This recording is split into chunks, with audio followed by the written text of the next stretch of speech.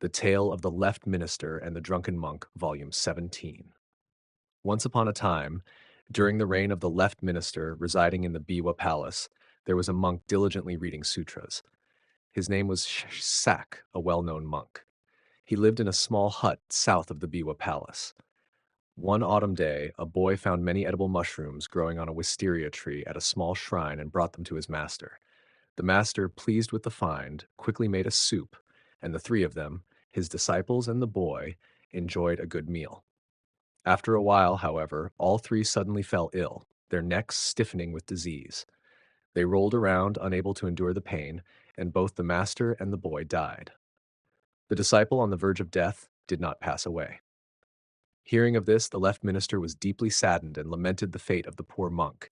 He generously provided silk, cloth, and rice for the burial, and many disciples and boys came to gather, placing the body in a cart for the funeral. Meanwhile, a monk named Chakshi from Todaiji Temple, who was also reading sutras, happened to share a room with the monk who had died. Seeing him, he whispered to his lower monk, "There must be something important going on," and sent him off. The lower monk returned, concealing something in his sleeve. When he set it down, it turned out to be a handful of the very mushrooms that had caused the other monk's death. The monk wondered aloud, "What kind of mushrooms are these? Given the strange happenings lately, could these be the cause of death?" He was terrified, but briefly cooked them and brought them to the meal, ignoring any other dish. Seeing this, the monk who shared the room asked, "Why would you eat mushrooms that have caused someone to die?" The lower monk replied, "I was given burial money by Scrack, and I do not wish to appear cowardly." The other monk exclaimed, "You must be mad!" But he could not stop him. Thus he rushed to report to the minister, saying, "Something unusual is happening. We need to discuss this matter." When the minister heard this, he commented, "How strange." The lower monk was called back to read sutras again. The minister then asked, "What were you thinking to eat those mushrooms?" The lower monk replied, "I was envious that received burial money and did not suffer humiliation. If Kak died after eating mushrooms, surely he would have received the same burial benefits as he did." The minister laughed, saying, "This monk is certainly mad." Thus, the tale spread that even if one eats poisonous mushrooms and falls dead, there are those who survive. This became a story passed down through the ages. The Tale of the Abbot of Kunifune Mountain and the Poisonous Mushroom, Volume 18.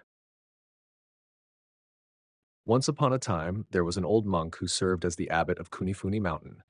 In the past, the position of abbot had a specific lineage associated with it, but recently this tradition had diminished. For many years, an elder monk had served as abbot, while another monk desired his position and wished for him to die soon. However, the abbot showed no signs of weakness despite being over 80 years old. The younger monk, now in his 70s, grew anxious, thinking, "If I don't become abbot soon, I might die first." Thus, he devised a plan to kill the abbot by poisoning him. He thought to himself, "Though it is terrifying to contemplate harming a monk, I must act. There is a mushroom called the watai that is deadly. If I can take it and prepare it beautifully, disguising it as a harmless mushroom, the abbot will surely die." So, in autumn, he went to the mountain alone, collected many watai mushrooms, and returned to his hut at dusk, carefully slicing them for a pot. The next morning, he sent a servant to the abbot, saying, "Please hurry." The abbot, using his cane, soon arrived.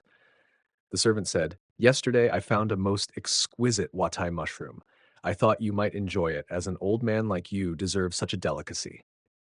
The abbot was pleased and nodded appreciatively. The servant prepared the watai mushrooms in a soup, and the abbot ate heartily.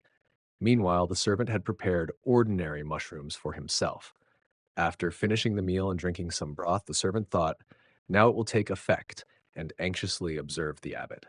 However, seeing no signs of distress, he began to feel uneasy. The abbot, with his toothless mouth slightly smiling, said, "For many years, I have never had such exquisitely prepared watai mushrooms before." The servant, astonished, thought, "How could he know?" Embarrassed, he said nothing further and returned to his own room, while the abbot went back to his.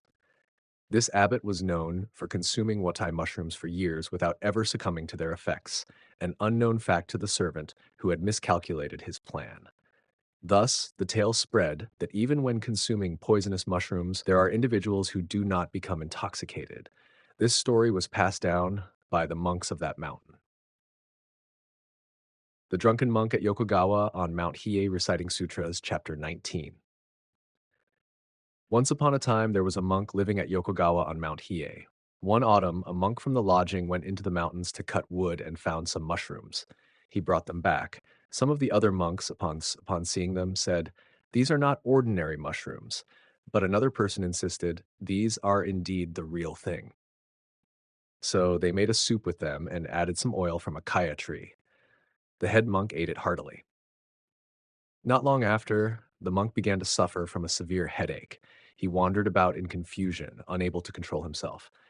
In desperation, he took his ceremonial robes and went to the Chudo Hall at Yokogawa to recite sutras. There, he invited a monk named Ryoen as the officiant to pray for him. Ryoen conducted the prayer and in the end explained, "Though you dwell on the summit of the one vehicle, you have not yet fully mastered the practice of controlling the 6 senses and the 5 internal organs. Thus, you misused your ears in place of your tongue, which has now caused this affliction in your body. You should ascend to the peak of Mount Gudrakuda, Vulture Peak, and seek the proper time to climb higher. You are wandering alone, lost in confusion, thinking these unknown mushrooms were something they are not. May this be dedicated to the great Bodhisattva." Upon hearing this, the monks attending the ritual couldn't hold back their laughter and burst into giggles. Thus, the monk fell deeper into his delirium and finally calmed down. Thus, the story has been passed down. Zenchi Naigō and His Nose, Chapter 20. Once upon a time, there was a monk named Zenchi Naigō who lived in a place called Ike no O. He was pure of body and had studied esoteric teachings such as the Shingon doctrine. He diligently performed religious practices, and because of this, the temples and halls of Iknoo were well maintained. There was never a time when the lamps or the Buddhist images and deities were neglected, and the temple hosted regular monk gatherings and lectures. The monks' quarters were always full, and the temple was a lively place.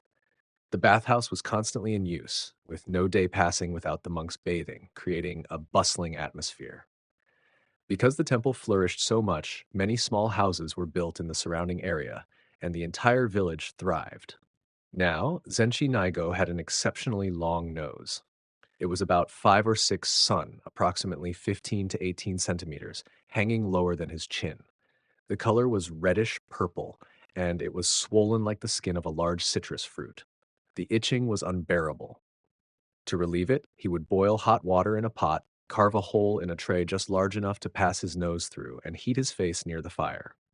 He would place his nose through the hole and dip it into the boiling water.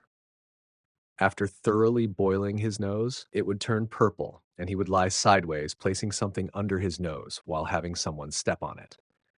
Blackened pus, like smoke, would emerge from every pore, and when pressed further, small white worms, about 1.2 centimeters, would come out of each pore. He would use tweezers to pull these white worms out from every hole. After that, the holes in his nose were left open, but once again, he would dip it into the same hot water. Upon boiling it again, the nose would shrink, returning to a normal size, much like a small, ordinary human nose.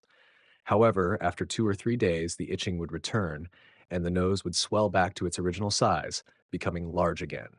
This cycle repeated many times. Because of this, whenever Zenchi Naigō ate, especially when having porridge, he needed one of his disciples to hold a flat board about 1 shaku, approximately 30 centimeters long, and 1 sun wide under his nose, lifting it from below to support the nose while he ate. The disciple would remain in this position, holding the board upward until Zenchi Naigō finished eating. Once he was done, the disciple would lower the board and leave. When another person tried to hold the board and didn't do it correctly, Zenchi Naigō couldn't eat properly, so he assigned a specific monk to be responsible for lifting the board. One day, when this designated monk wasn't feeling well and couldn't perform his duty, Zenchi Naigō was trying to eat his morning porridge, but had no one to lift his nose. In his distress, he asked, "What should I do?" At that moment, a young boy who was present said, "I can lift your nose well. I won't do worse than the usual monk." When another monk heard this, he told Zenchi Naigō, "This boy claims he can do it just as well." Zenchi Naigō, having taken a liking to the boy for his clean and appealing appearance, said, "Summon the boy. If he says so, let him try." The boy was brought forth. The boy took the board, faced Zenchi Naigō, and skillfully lifted the nose to the appropriate height so that Zenchi Naigō could drink his porridge. Zenchi Naigō, impressed, said, "This boy is quite skilled. He's even better than the usual monk." As he continued drinking his porridge, the boy suddenly tilted his face sideways and said, "This nose, though," and jerked the nose upward. At that moment, the boy's hand trembled, and the board shifted, causing Zenchi Naigō's nose to plunge into the porridge bowl, splashing porridge all over both Zenchi Naigō's and the boy's faces. Um, Enraged, Zenchi Naigō grabbed a cloth and wiped the porridge off his head and face, angrily shouting, "You wretched, thoughtless beggar! How dare you mess with something as important as lifting someone's nose? What would you do if it were a distinguished person's nose, not mine? You ignorant fool! Get out!" He chased the boy away, and the boy, as he was leaving, muttered, "In all the world, it's only here at this temple that someone could have such a ridiculous nose. Imagine having to lift someone's nose like this in public. How absurd!" The other disciples overheard this, and while they fled outside, they burst into laughter. When I think about it, that nose must have truly been something remarkable. It was indeed a bizarre and extraordinary nose. People who heard about what the boy said couldn't help but praise his wit. Thus, the story has been passed down. The story of Sakyo no Daibu and his nickname, Chapter 21. Long ago, during the reign of Emperor Murakami, there was a man named Sakyo no Daibu Twash, who was a descendant of the former imperial family. He was tall and slender, with a very refined and noble appearance, but his overall figure and looks were strikingly unusual.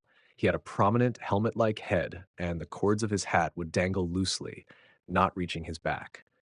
His skin was pale, like the bluish-white color of dayflower petals. His eyelids were dark, his nose was noticeably high and a bit reddish, and his lips were thin and devoid of much color.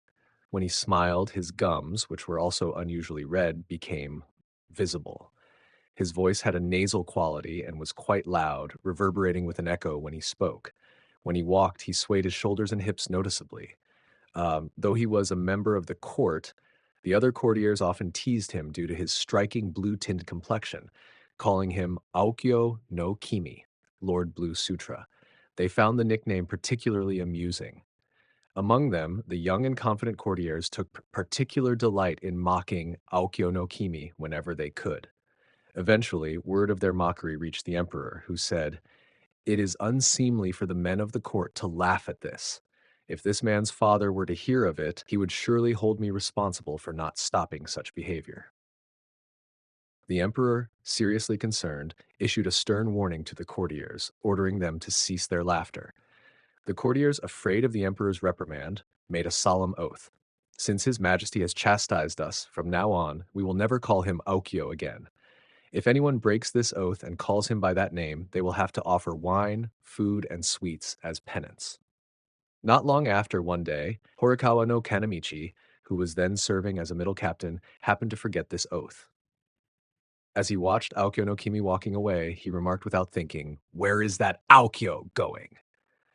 The other courtiers overheard him and immediately said, "Breaking the oath is no small matter. As promised, you must promptly prepare wine, food, and sweets as penance." Though Kanamichi tried to joke his way out of it by saying, "I won't do it," the others pressed him seriously until he finally relented, saying, "Very well, the day after tomorrow, I shall atone for calling him Aukyo. All of you, courtiers and attendants alike, should gather." On the appointed day, everyone gathered, as none wanted to miss the event. They assembled in the palace, waiting for Kanamichi. Soon Kanamichi arrived dressed in a dazzling court robe. He looked radiant, his appearance and manner overflowing with grace.